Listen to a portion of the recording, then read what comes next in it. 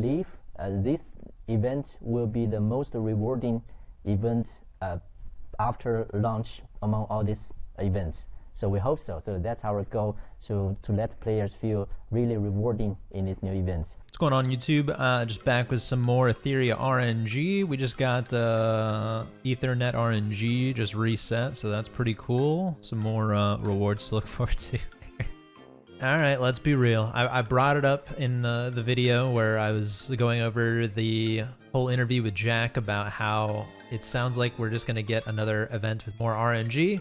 And I was right, it's more RNG. So Dreamscape is kind of a roguelite-esque mode. Not really. The only roguelite aspect of it is the randomness of what events you're going to pop up and what rewards those entail, including different RNG options for what rewards and how much rewards you get, or potentially none at all. Hopefully I can throw up a clip of it, but when I think of a roguelite mode, or at least fun ones, or at least half decent ones, Honkai Star Rail, they continuously update their RNG roguelite mode.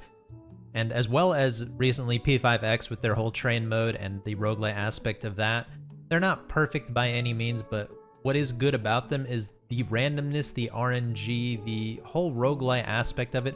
What they do is they create the RNG in the fun of it. So what bonuses do I get? What buffs am I getting? What cool relics that provide different benefits or really mix up the gameplay? What of those do I get? In Dreamscape, the RNG is just in the rewards of it, which isn't fun. It's just kind of fucking lame. In each room, you can pick a light path or the dark path. The dark path, 100% RNG bullshit. You're pretty much just gambling away all of your resources, and the benefit is far outweighed by the negative. So it's pretty much just never go into the dark room. Just go down the yellow path, because at least there, your numbers are always going to go up. I don't know if there's some mad lads out there who have potentially thought up strats to actually game the system as far as the dark path goes, but overall it just seems very punishing to ever go down it. Entirely not worth it. Just go down the light path and get all of the event currency that you can possibly get. And once you're done with the event, you go to the exchange center, and before we look at that, you get a bunch of assorted shards based on the runs you do, as well as some event mission reward clears. And you're pretty much just going to shoot for the light and dark shards, so that way you can get the whole 50 fragments here, so you can get one perfect lattice here, and then wherever else you really want to go into, some summons or maybe some more SR lattices. But the primary bulk of what you're going to be gambling for is the event currency, where you can spend an equal amount into any of these chests, a cap of 300 of each.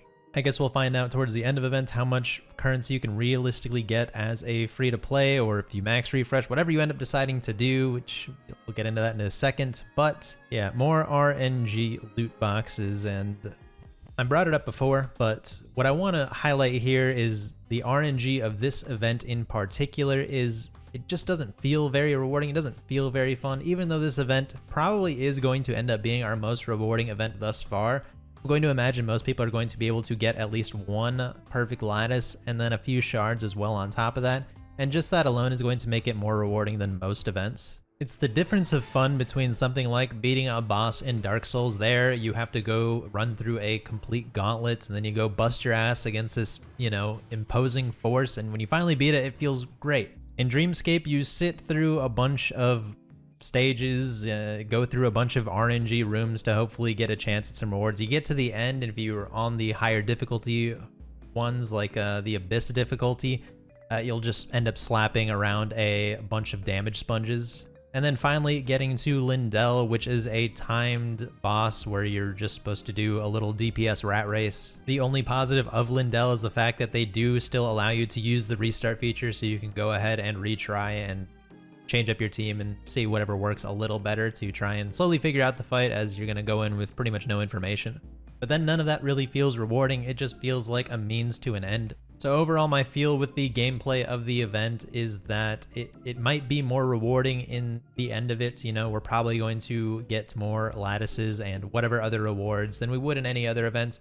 But the amount of hoops you have to jump through and just how icky and unfun it feels, it's just not very gratifying at the end of the day. Yes, I do want to get rewarded for playing through these events, but I also would like the events to be fun, and although not all of their past events have been perfect, at least sometimes they're at least somewhat, at least a little enjoyable. Not to mention the pay-to-win aspects, the keys. So you get 3 keys every day, and these can accumulate. You don't have to use them now. You can save them up just as long as you aren't going to end up overcapping, because at that point then you will be losing keys, but you get 3 every day for the week that it's going on. But every day you can also buy up to 6 more keys, each key costing 300, a total of 6 keys being 1800 gems a day. That is almost 2 standard multis. That is a lot of gems, especially if you're going to break it out over the course of a week. We also have this accumulative damage tier, which is going to continue to go up, which also really fucking weird that they don't show you actually where this ends or if there is an end. I've already seen some other screenshots that this definitely goes well beyond 500. So if you're trying to plan out your resources, your runs and whatnot, just based on this isn't even completely accurate, which is dumb as hell. But to bring up, again, the fact that the keys cost gems and the keys are in turn to go into stages, not only to get you these, but more importantly to get you the Dream Dust, the event currency.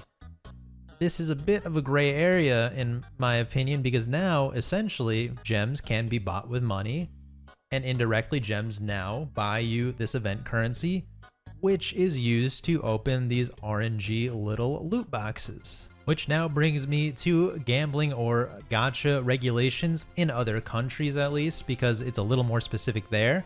It's funny that I had mentioned before that I don't think the game is out yet in its homeland of China yet.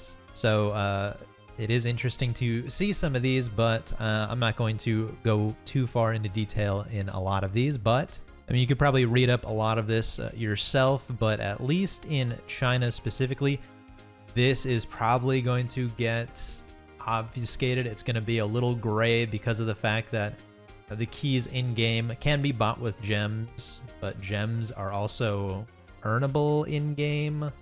I'm not really sure how the whole money to all these like layers of currency conversion really apply to laws, or if that's a way that they can skirt them. But at least in China alone, game developers must disclose the percentage probability of attaining an item from a loot box. And I believe that these are pertaining to loot boxes that at least can be purchasable with money. There are other country regulations that will have to be adhered to and followed when you start releasing into other regions. I know EU already has some as well. But you can do that. You can buy gems with money, which can now buy you more keys for this event, which can now get you more currency to go and gamble more on these boxes. So yeah, just a little icky in my opinion. But to talk about the boxes themselves, I've opened about 50 right now, and I've probably gotten maybe 15 to 20 shards. So not too bad in a day if I were to get that amount every day for the next week. You know, let's assume I do get lucky and keep that around that same amount. About 140 shards, so it's actually quite a few lattices to get out of the event. But it's all RNG. It's all RNG. It's a complete RNG trap. One thing I did want to bring up with the keys though, buying with them gems, you can go ahead and run and buy through all of your daily keys, the 1800 gems, and then roll entirely on the gem box to try and offset the amount of gems that you're spending, so you kind of somewhat break even. That way you can clear through these missions faster. I don't know when these are, it's 4 stages, so I don't know if this is, hopefully it's going to be clearable without having to refresh any keys. But to clear through those missions faster to get to higher points in this damage tier, and so you can accumulate more of these dream essences, so you can go ahead and clear out the shop, which again, who's to say how much of it we can actually clear out if we don't purchase more keys. So all in all, XD, I think you've dropped the ball on this one. Again, even if this is more rewarding, it just doesn't feel like it. It doesn't feel fun to play. It feels like a chore. It feels kind of punishing to play. It's just annoying, and it's a little frustrating. Games are meant to be enjoyed, to wind down and have a little bit of fun, especially when it comes to these PvE events where you're, you know, basically just fighting against yourself. You're not in PvP, RTA, going through pick and bans and trying to sweat out against the other sweat lords, but it should be fun. I think that wraps up my thoughts on Dreamscape. I'm not a big fan. I'm going to welcome the rewards with open arms, but I'm not a big fan of the implementation whatsoever, and I hope if and when, well, it's not even an if, it's definitely coming back, because again, that driving me nuts. For the 3rd time, Candy Party has come back. Why? But enough about that. I wanted to talk about these just really quick because I didn't really go over these when they dropped a few days ago. The Dream Bars, which now are implemented into the game. So when you're clearing Inferno content, instead of getting a bunch of pretty much worthless yellow shells, you now get pretty much worthless Dream Boss shells.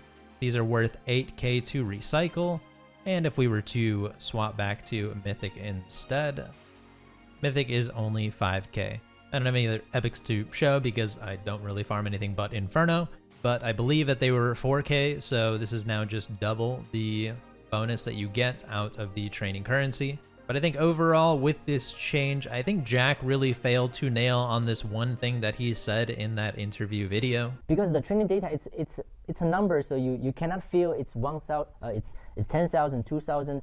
You cannot really feel that. But we hope when we introduce this new training data shell, you can see, you get it, and it's rewarding. Well, Jack, it doesn't feel more rewarding, and you're right. I can't really feel the difference between whether they sell for 4k or 5k or 8k or 10k or whatever k. Really, I think a simpler option would have been, and it would have actually, and funny enough, would have been worse, but it would have felt probably a little better, is just change all yellow drops into red drops, but keep the Inferno drop rate the exact same.